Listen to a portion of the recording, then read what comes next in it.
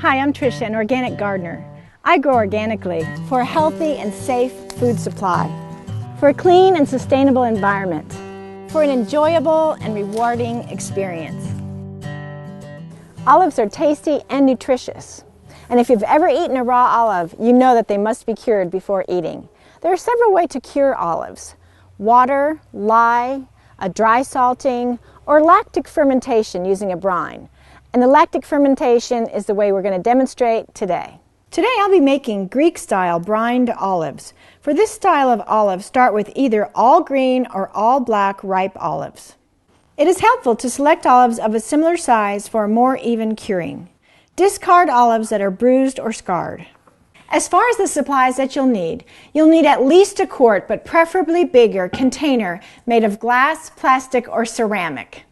I'm using this harsh fermenting crock, a gallon-sized pot for mixing the brine, ripe olives, and an ample amount of pickling salt. Start off by putting the olives in the crock. The ratio of salt to make the brine is 3/4 of a cup for every gallon of water.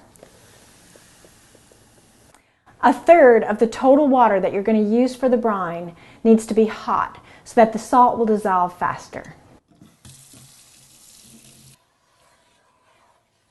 Then add the cool water after the salt dissolves.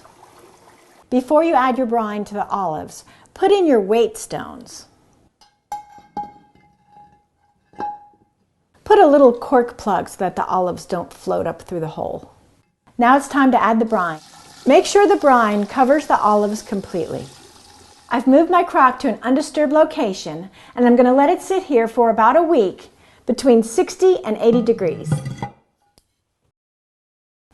After a week, you're going to mix up a second, stronger brine using 1.5 cups of salt per gallon of water. Drain off the first weaker brine and then add the strong brine. This time, we're going to add a little bit of water into the reservoir. This will prevent the growth of yeast on your olives while still allowing gas from inside the crock to bubble out. For bitter olives, let them stay in the crock for about 2 months in the brine. Taste them. If they taste good to you, you can eat them right out of the crock in the brine. If you want them a little bit milder, drain the brine, add new brine, and let them set for another month.